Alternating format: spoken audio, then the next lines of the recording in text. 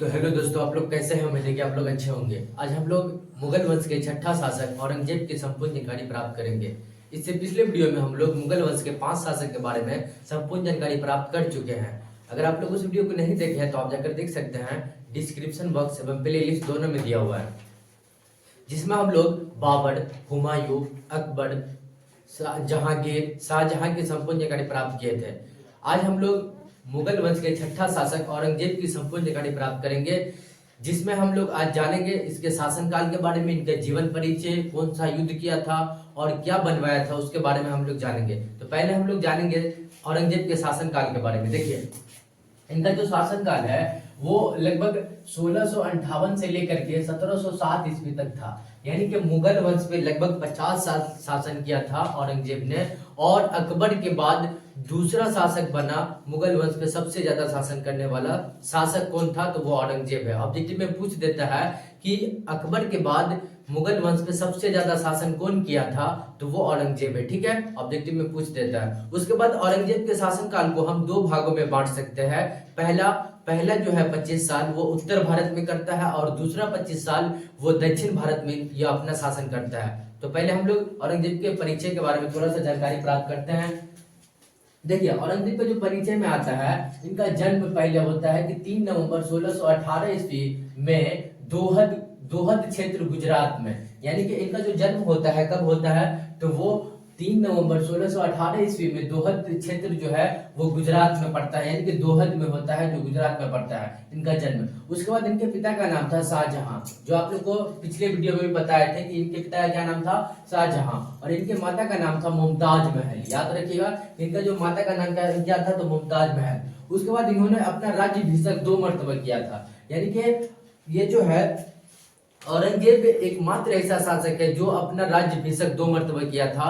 क्यों किया था? क्योंकि इनके जो पिता का जो मृत्यु हुआ था, तो इनके भाई में जो है आपस में राजगद्दी पर बैठने का झगड़ा चल रहा था। यानी कि सब चारों भाई में क्या हो रहा था, इनके भाई में झगड़ा हो रहा था, जिसके कारण पहला तो इनका राज्याभिषेक होता है जुलाई 1618 ईस्वी में। फिर पुनः जो है ये क्या बोलते हैं, जून 1659 ईस्वी में यह पुनः राजगद्दी पर बैठते हैं। ठीक है, उसके बाद इनका जो उपाधि है बड़ी लंबा चौड़ा है इसका उपाधि, जिसमें अब्दुल मुजफ्फर मोहिउद्दीन मुजफ्फर औरंगजेब बहादुर आलमगीर बादशाह गाजी। यानी कि इसका जो सबसे क्या आता है कि इनका जो उपाधि जो था वो अब्दुल मुजफ्फर मोहिउद्दीन मुजफ्फर औरंगजेब बहादुर आलमगीर बादशाह गाजी। ठीक है, सबसे मेन आता है मोहिउद्दीन मुजफ्फर। याद रखिएगा, इसका मेन यही है, यही इसको याद रखिएगा तो आपको ये मतलब यही इसको याद रखना है। उसके बाद एक जो ऑब्जेक्टिव में प्रश्न बनता है कि मुगल वंश के किस बादशाह को आलमगीर के नाम से जाना जाता है, तो वो औरंगजेब है। कैसे? औ से आलमगीर और औ से औरंगजेब, याद रखिएगा ऐसे करके। ठीक है, और ये छठा शासक था मुगल वंश पर शासन करने वाला। उसके बाद इनके जो गुरु जो थे मीर मोहम्मद हकीम। यानी कि ऑब्जेक्टिव में कभी कभी प्रश्न बनता है कि औरंगजेब के गुरु कौन थे, तो मीर मोहम्मद हकीम जो इनके गुरु थे। ठीक है, तो ये था इनके जीवन के परिचय में। पहला 3 नवंबर 1618 ईस्वी को दोहद गुजरात में इनका जन्म होता है। इनके पिता का नाम था शाहजहां, इनके माता का नाम था मुमताज बेगम, मुमताज महल। ठीक है, उसके बाद इनका राज्याभिषेक पहला होता है जुलाई 1618 ईस्वी में। उसके बाद इनका दूसरा राज्याभिषेक होता है जून 1659 ईस्वी में। ठीक है, याद रखिएगा। उसके बाद इनका जो लंबा चौड़ा उपाधि था वो अब्दुल मुजफ्फर मोहिउद्दीन मुजफ्फर औरंगजेब बहादुर आलमगीर बादशाह गाजी। इनको जो है आलमगीर के नाम से भी जाना जाता है, मोहिउद्दीन के नाम से भी जाना जाता है। इनके गुरु थे मीर मोहम्मद हकीम। ठीक है, उसके बाद आइए औरंगजेब से संबंधित महत्वपूर्ण बिंदु। यानी कि औरंगजेब से जो संबंधित जो है महत्वपूर्ण बिंदु ऑब्जेक्टिव में पूछता है। कहा जाता है कि औरंगजेब एक कट्टर सुन्नी मुसलमान था। यानी कि ये कहा जाता है कि इतिहासकार मानते हैं कि औरंगजेब जो है एक कट्टर सुन्नी मुसलमान था। उसके बाद दूसरा पॉइंट में देखिए, इसने अपने दरबार में संगीत नृत्य पर प्रतिबंध लगा दिया। यानी कि रोक लगा दिया, संगीत नृत्य पर प्रतिबंध लगाने वाला शासक कौन था, तो वो औरंगजेब है। ऑब्जेक्टिव में पूछ देता है कि संगीत नृत्य पर प्रतिबंध लगाने वाला शासक कौन था मुगल वंश के, तो वो औरंगजेब है। ठीक है, उसके बाद देखिए इसने अपने दरबार में नरोज झरोखा दर्शन बंद करवा दिया। यानी कि ये जो है अपने दरबार में क्या से बंद करवाया, नरोज झरोखा दर्शन क्या किया, बंद करवा दिया। ठीक है, याद रखिएगा कि मुगल वंश के कौन सा बादशाह है जो नरोज त्योहार बंद करवा दिया और झरोखा त्योहार जो है बंद करवा दिया, वो तो औरंगजेब है। ठीक है, उसके बाद इन्होंने तुलादान तुलादान तिलक करना, सिक्कों पर कलमा खुदवाना बंद करवा दिया। यानी कि ये क्या बंद करवा दिए, तिलक करवाना, सिक्कों पर कलमा खुदवाना, उसके बाद क्या इसको क्या किया, बंद करवा दिया। कौन, औरंगजेब। ठीक है, ऑब्जेक्टिव में प्रश्न बनता है कि सिक्कों पर कलमा खुदवाना कौन सा शासक बंद किए थे, तो वो औरंगजेब है। ठीक है, याद रखिएगा। उसके बाद देखिए इन्होंने सिजदा, पाइबोस, दिवाली, होली को अपने दरबार में बंद करवा दिया। यानी कि अपने दरबार में क्या किए, इन्होंने सिजदा पाइबोस, ये सिजदा पाइबोस कौन कौन चालू किया था पता है ना, दिल्ली सल्तनत के गुलाम वंश के शासक जो थे बलबन, वो चालू किए थे और इनको जो है बंद करवा दिया। कौन, सिजदा पाइबोस, दिवाली, होली अपने दरबार में बंद करवा दिया। और मुगल वंश में अकबर इनको चालू किए थे, अकबर इनको चालू किए थे और इनको बंद कौन करवाया, तो ये क्या बोलते हैं, औरंगजेब। ठीक है, उसके बाद जजिया कर पुनः स्थापित कर दिया। यानी कि औरंगजेब जो है जजिया कर को क्या किया कि पुनः स्थापित कर दिया। ऑब्जेक्टिव में प्रश्न बनता है कि जजिया कर पुनः स्थापित करने वाला मुगल बादशाह कौन था, तो वो औरंगजेब है। ठीक है, याद रखिएगा। ठीक है, उसके बाद देखिए औरंगजेब का नैतिक स्तर काफी ऊंचा था। यानी कि इसका जो नैतिक स्तर था वो काफी ऊंचा था। ठीक है, जिसके लिए इसलिए इसे जिंदा पीर के नाम से भी जाना जाता है। ऑब्जेक्टिव में प्रश्न बनता है कि मुगल वंश के कौन सा बादशाह है जिसे जिंदा पीर के नाम से जाना जाता है, तो वो औरंगजेब है। ठीक है, याद रखिएगा। ये मोस्ट वीवीआई क्वेश्चन मान लीजिए। ठीक है, क्योंकि ये कई बार ऑब्जेक्टिव में पूछ दिया है कि मुगल वंश के कौन सा बादशाह है जिसको जिंदा पीर के नाम से जाना जाता है, तो वो औरंगजेब है। ठीक है, उसके बाद देखिए औरंगजेब का शुरुआती युद्ध, यानी कि ये जो शुरुआती युद्ध जो किए थे उसके बारे में हम थोड़ा सा जानकारी प्राप्त करेंगे। पहला था जाट विद्रोह, यानी कि ये जो छोटा सा जाति आता है जाट, उस वो विद्रोह, यह पहला संगठित विद्रोह था। यानी कि संगठित विद्रोह, सब आदमी संगठित होकर विद्रोह किए थे। यह विद्रोह गोकुल के नेतृत्व में हुआ था। गोकुल जो जाट का राजा था, गोकुल जो कौन था, वो जाट का राजा था। गोकुल को तिलपत युद्ध में औरंगजेब द्वारा पराजित किया गया।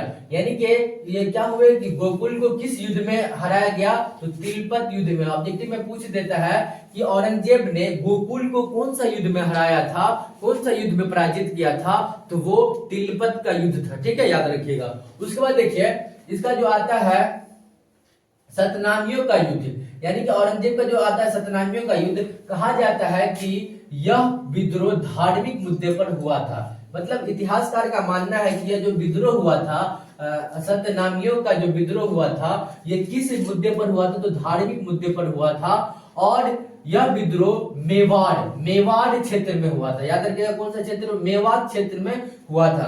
कौन सा क्षेत्र में हुआ था, मेवाड़ क्षेत्र में। ठीक है, और ये किस मुद्दे पर हुआ था, तो धार्मिक मुद्दे पर। ऑब्जेक्टिव में प्रश्न बनता है कि सत्यनामी जो विद्रोह हुआ था कौन सा मुद्दे पर हुआ था, तो धार्मिक मुद्दे पर। ठीक है, याद रखिएगा। उसके बाद सिख का विद्रोह, यानी कि सिखों का विद्रोह हुआ था। यह विद्रोह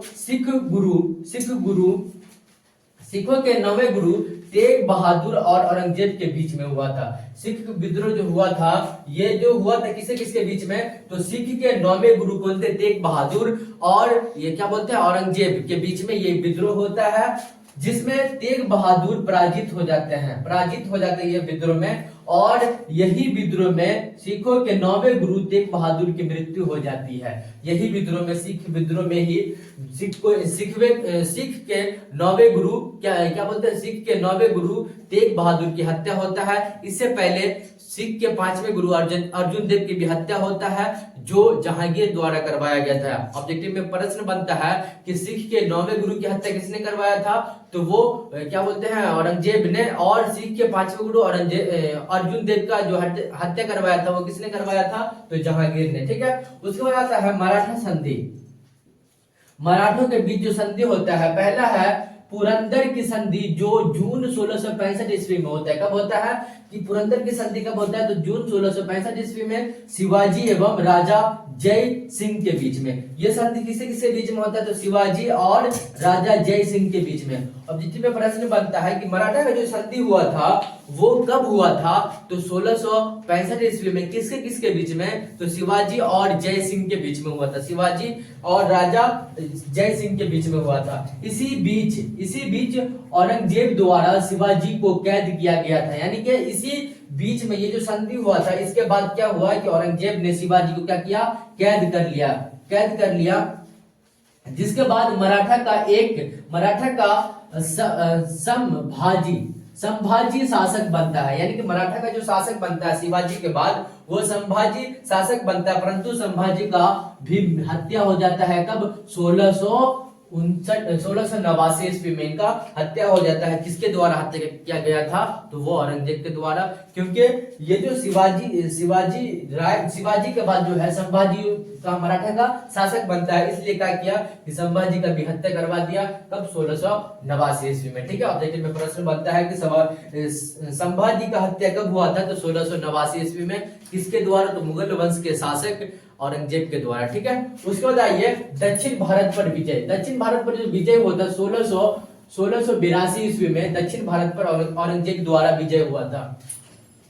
उसके बाद बीजापुर क्षेत्र पर विजय का प्राप्त किया था 1686 ईस्वी में, गोलकुंडा क्षेत्र पर 1687 ईस्वी में। और देखिए में प्रश्न बनता है कि गोलकुंडा, बीजापुर, दक्षिण भारत पे जो शासन किया था वो किसने किया था, तो वो औरंगजेब ने किया था और उसको जीता भी था। बीजापुर को 1686 ईस्वी में, गोलकुंडा को 1687 ईस्वी में, और दक्षिण भारत में जो विजय किया था वो 1682 ईस्वी में। ऑब्जेक्टिव में प्रश्न बनता है। ठीक है, उसके बाद देखिए औरंगजेब की जो पत्नी थी उसका नाम था दिलरस बानो बेगम।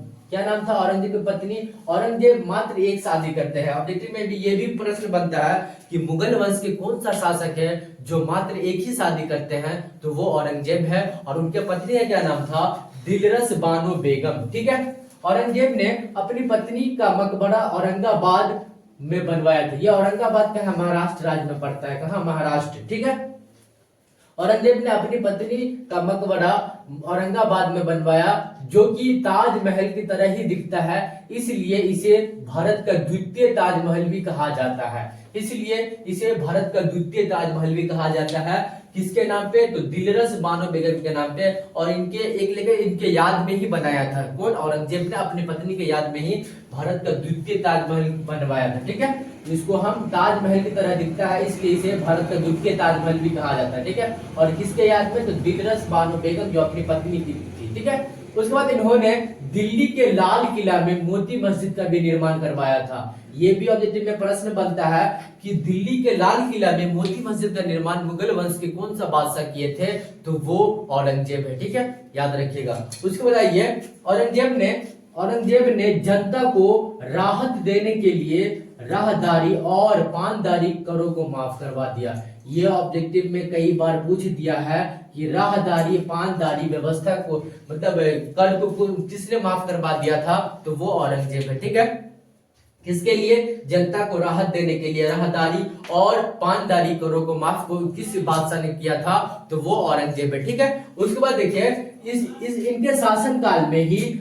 फतवा आलमगीरी को संरक्षण दिया गया था। यानी कि इसके शासन काल में ही फतवा आलमगीरी, औरंगजेब के शासन काल में ही फतवा आलमगीरी को संरक्षण दिया गया था। ऑब्जेक्टिव में प्रश्न बनता है ये भी कि फतवा आलमगीरी का संरक्षण कौन सा बादशाह दिए थे, तो वो क्या बोलते हैं, औरंगजेब। इनके शासन काल में, ठीक है, औरंगजेब के शासन काल में ही फतवा आलमगीरी संरक्षण जो दिया गया था, किसके शासन काल में दिया गया था, तो वो औरंगजेब के शासन काल में। और सबसे लास्ट पॉइंट आता है कि औरंगजेब का जो मृत्यु होता है वो 1707 ईस्वी में होता है। औरंगजेब की मृत्यु 1707 ईस्वी में हो गई और मुगल वंश का इसी के बाद मुगल वंश का पतन होना शुरू हुआ, यानी खत्म होने के कगार पे आ गया।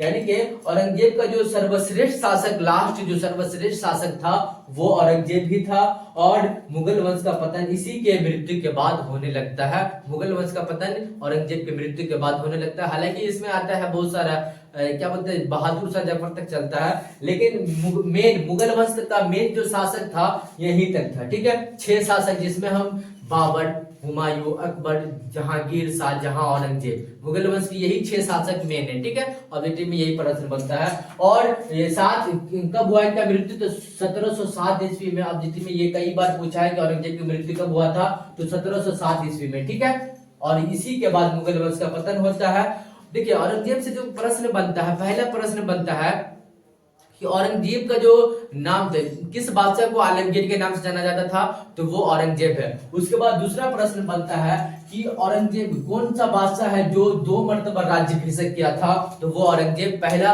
1618 ईस्वी में, जुलाई 1618 ईस्वी में। उसके बाद जून 1659 ईस्वी में। उसके बाद आता है इनका उपाधि क्या था, तो अब्दुल मुजफ्फर, मोहिउद्दीन मुजफ्फर, औरंगजेब, बहादुर, आलमगीर, बादशाह, गाजी। और इनके गुरु कौन थे, ये भी ऑब्जेक्टिव में कई बार पूछ दिया है कि इनके गुरु कौन थे, तो मीर मोहम्मद हकीम, ठीक है। और एक प्रश्न बनता है कि किस बादशाह को जिंदा पीर कहा जाता है मुगल वंश के, तो वो औरंगजेब है। ये क्वेश्चन मोस्ट वीवीआई क्वेश्चन है, ठीक है। कई बार ऑब्जेक्टिव में पूछ दिया है कि किस बादशाह को जिंदा पीर के नाम से जाना जाता है, तो औरंगजेब को ही। और इसमें याद रखिएगा कि दिल्ली के लाल किला में मोती मस्जिद का निर्माण कौन सा बादशाह करवाया था, तो वो औरंगजेब था। तो ये था औरंगजेब की संपूर्ण जानकारी।